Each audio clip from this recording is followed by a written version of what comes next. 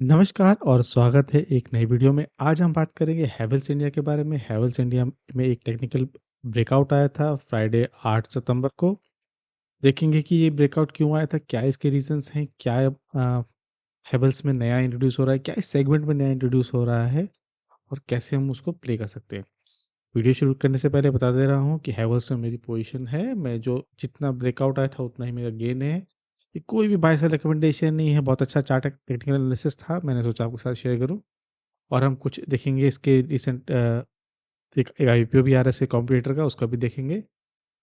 मैं रिपीट कर देता हूँ, कोई भी बाय सेल रिकमेंडेशन नहीं है, ना आपको मेरे कहने पे बाय करना है, ना आपको जो 8-9 बजे एडिटर और न्यूज़ रिपोर्ट और एक्सपर्ट आके छाती पीटते हैं उनकी भी नहीं सुननी है। आपको सबकी एनालिसिस सुन के अपनी एनालिसिस को डबल डाउन करना है, कन्फर्मेशन करना है। अगर फिट बैठता है फंडामेंटली और टेक्निकली तो आप इसमें आगे पोजीशन लेना, वरना मत लेना। उधार की उधार के कन्विक्शन पे आप बहुत दिन मार्केट में नहीं टिक सकते। और वैसे भी मार्केट में यूफोरिया एक अलग सा नशा छाया हुआ है मिड कैप और स्मॉल कैप में, तो हमको वैसे भी थोड़ा सा कॉन्शियस होने की ज़रूरत है कि मार्केट एक अलग ही डायरेक्शन में जा रहा है।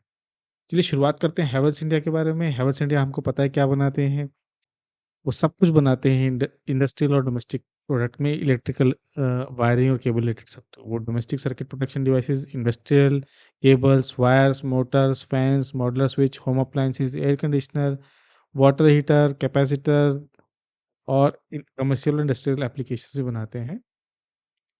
उनके पास 5 ब्रांड है जो कि अभी हमने वेबसाइट पे देखे। आप देख सकते हो कि हैवेल्स के नाम से तो बेचते ही, उसके अलावा लॉयड, स्टैंडर्ड, क्रैबट्री और आरईओ नाम से भी उनके पास हैं। अगर आप थोड़ा-सा इसको एक्सपेंड करोगे कंपनी क्या करती है, कंपनी 5 हमने ध्यान नहीं लिया। प्रोडक्ट पोर्टफोलियो भी आप देख सकते हो, स्विच गियर से लेके cables, lighting fixtures, consumer division, Lloyd जहाँ वो एसी, टेलीविज़न, फ्रिज ये सब बनाते हैं।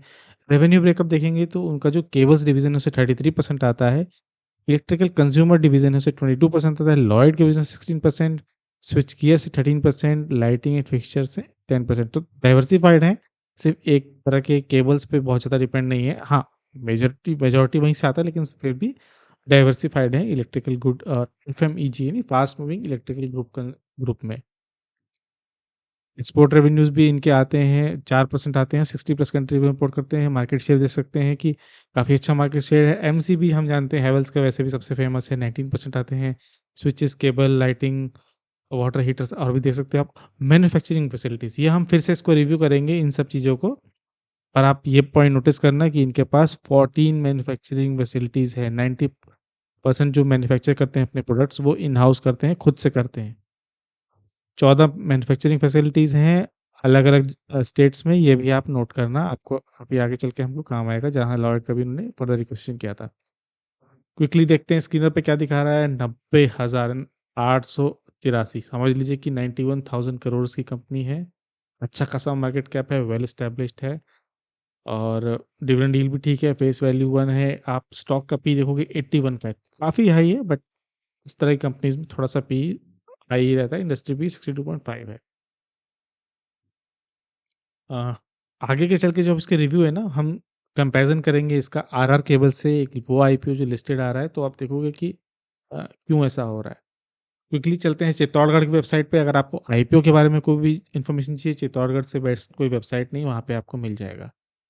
मैं अभी आरआर केबल्स का जिक्र था, इनका भी आईपीओ आने वाला है। ये भी केबल ब्रांड पे है और switching, lighting, appliances same segment है। ये कॉम्पिटिटर होंगे हैवेल्स के। अगर आप इनके शेयर प्राइस देखोगे तो 1035 रुपये पर शेयर का प्राइस है इनका, और मार्केट में डिमांड भी है, तो काफ़ी हाईली प्राइस्ड है मेरे हिसाब से।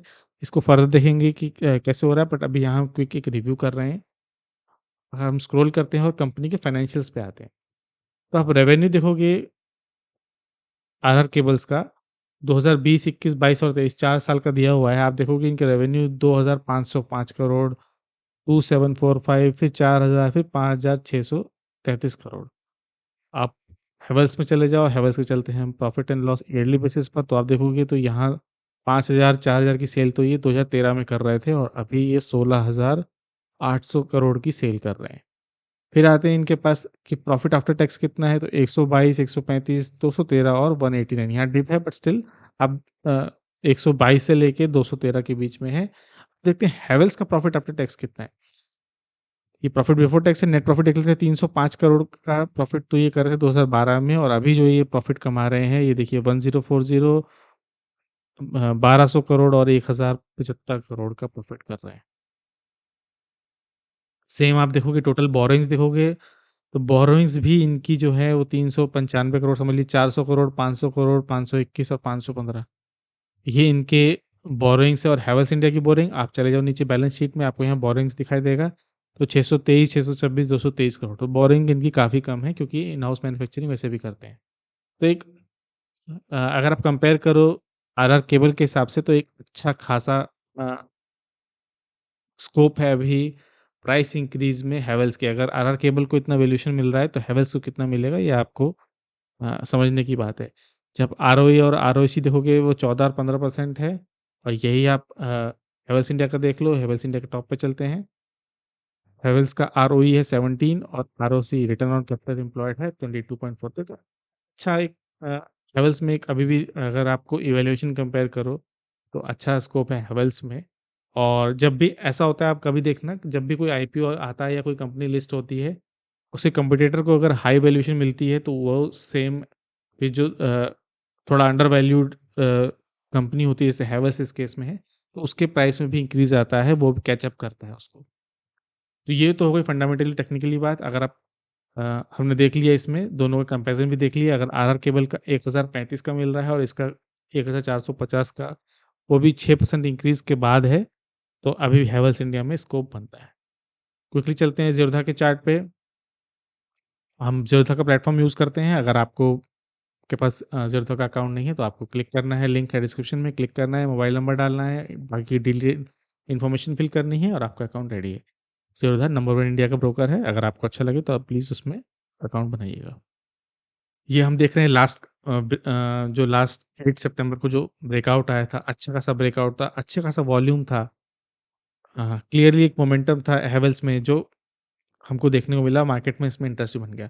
थोड़ा-सा आप इसको स्क्रॉल करोगे तो आप देखोगे कि ये एक यहाँ पर एक प्रीवियस इसका हाई जो था, हम इसको थोड़ा-सा बैक करते हैं। ये आप देखोगे सितंबर 2022 में इसने अपना हाई बनाया था 1401 का, और आज उसने उसको ब्रेक कर दिया। तो अगर आप क्विकली छोटी-सी एनालिसिस करके भी आप ऐसे देखोगे कि अगर आपको देख पा रहे हो तो यहाँ इसने एक टाइम यहाँ इसने 1401 तोड़ने की कोशिश की थी, ये कप और एक ये हैंडल। इस कप हैंडल को इसने ब्रेक कर दिया है और वॉल्यूम के साथ ब्रेक किया है, जो कि बहुत पॉजिटिव साइन है।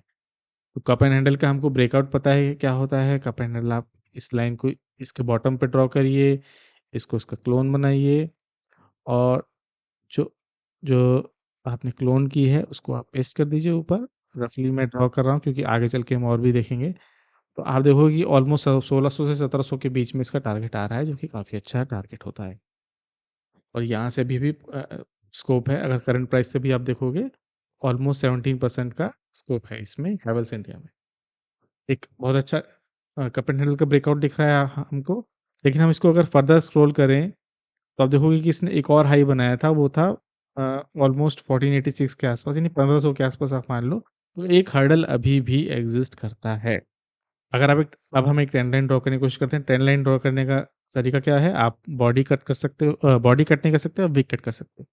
अब हमने ड्रॉ कर लिया है ये लाइन, तो अब हम इस लाइन को हम अगर हम थोड़ा सा जूम करते हैं, आपने ड्रॉ कर ली एक ट्रेंड लाइन, तो आप ड्रॉ करके हम क्या ऑब्जर्व कर पा रहे हैं कि यहाँ जो रेजिस्टेंस था उसने उसको ब्रेक करने की कोशिश की। यहाँ देखिए बहुत अच्छा डबल बॉटम बना है, और उस चीज़ को फिर ब्रेकआउट करने की कोशिश की। ब्रेकआउट जब भी फेल होता है, मैंने आपको प्रीवियस वीडियोज़ में बनाया है कि जब जब ब्रेकआउट फेल होता है वो अपने रेजिस्टेंस पे आके टकरा के रहते हैं। जो फॉल होता है वो मेजर होता है। अगर आपने लास्ट वीडियो देखा हो तो जो हमने एचसीएल टेक का बनाया था, चाहे हमने एनएमडीसी का बनाया था, चाहे एसिलिया का बनाया था, चाहे एचसीएल का बनाया था, आप कोई भी ये छोड़ दो, आप कोई भी चार्ट ले लो जहाँ वो ब्रेकआउट उसका फेल होता है, रेजिस्टेंस पे आके टक्कर मार के नीचे आता है, तो फॉल जो होता है बड़ा होता है। यहाँ भी इसने कोशिश की, नहीं कर पाया। जो फॉल जो था वो मेजर था, स्मॉल फॉल नहीं होता है। फिर इसने इसको कंसोलिडेट किया। कंसोलिडेट करने के बाद यहाँ एक इसने फेस किया प्रॉब्लम, यहाँ नीचे आया, यहाँ इसने इसको ब्रेक कर दिया। तो जो इस फॉलिंग ट्रेंड लाइन को इसने ब्रेक कर दिया, उसके बाद इसने यहाँ पर जाके इसी लाइन पर इसने सपोर्ट लिया, कंसोलिडेट किया। और कुछ लोग कह रहे हैं कि यहाँ इसने बहुत छोटा सा इन्वर्टेड हेड एंड शोल्डर बनाया। या आप डेली या वीकली, डेली बोल रहा हूँ, आर्ली या 1 आवर या 3 आवर पे देखोगे तो आपको अच्छा सा इन्वर्टेड हेड एंड शोल्डर दिखाई देगा। ये उनके लिए जो बेसिकली स्विंग या कुछ 4-5 दिन या 1 महीने के लिए ट्रेड करते हैं, ये उनके लिए। तो हम हटाते हैं इसको, यहाँ इसने ब्रेकआउट किया, यहाँ इसने इसी लाइन को सपोर्ट लिया, फिर वापस सपोर्ट लिया और अभी अप मूव पर है। तो जो पहले थी रेजिस्टेंस की लाइन, अब वो बन गई सपोर्ट की लाइन, जो कि कन्फर्मेशन दिखाता है कि हाँ, ये ब्रेकआउट के लिए रेडी है।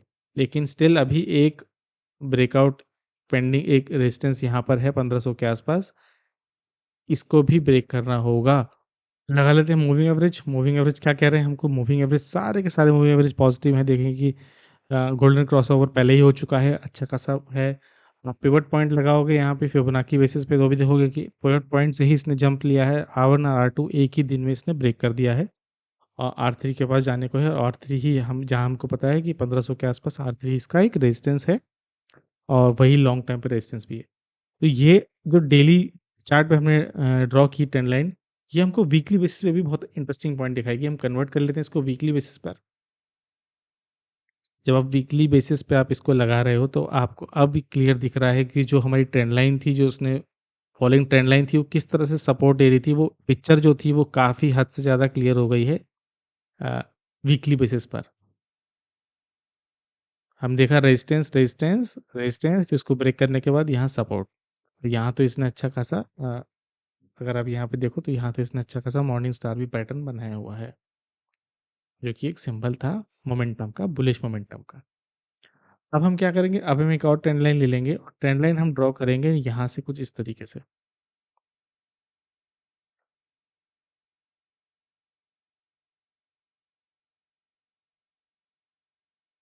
अब आपको कुछ कुछ ये पैटर्न, अगर मैं इसको थोड़ा सा और आगे ड्रॉ कर दूँ यहाँ पे,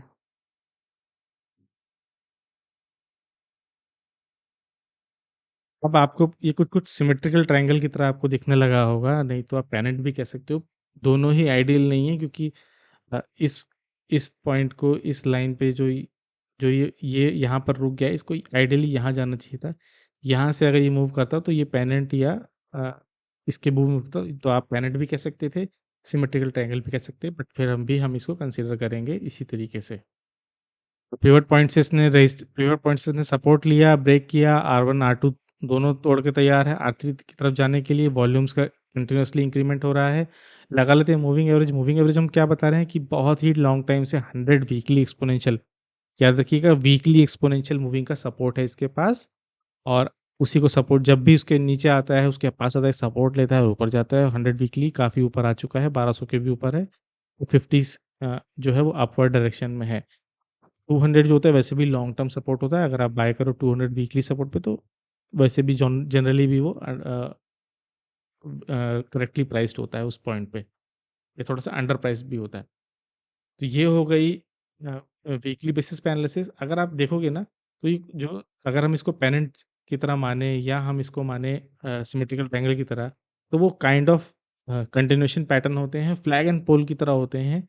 तो हम कंसिडर करेंगे इस पॉइंट से ऊपर तक का फ्लैग, बट वो ना वीकली बेसिस पे ठीक से दिख नहीं रहा है।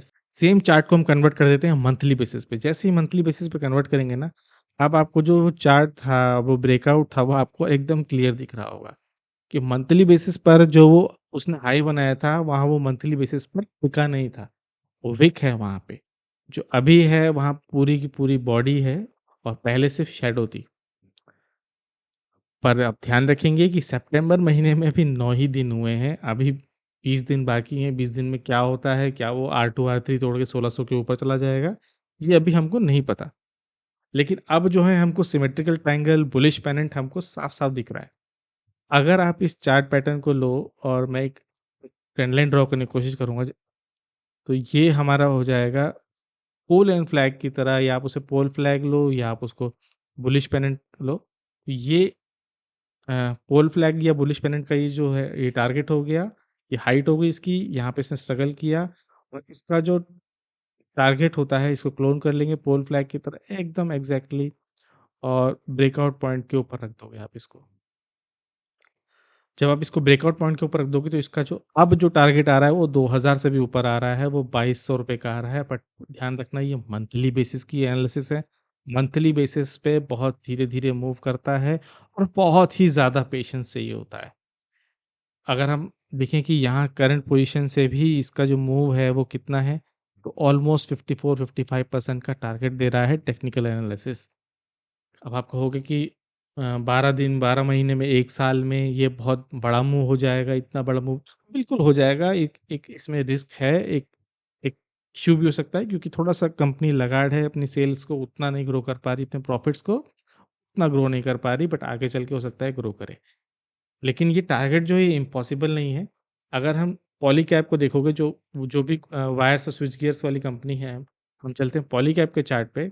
तो पॉलीकैब का ये डेली चार्ट है आपके सामने, आप इसको कन्वर्ट कर दो मंथली चार्ट में, मंथली चार्ट में कन्वर्ट कर दो और अब मंथली बेसिस पर एक सिंगल कैंडल जो है वो एक मंथ को रिप्रेजेंट कर रही है।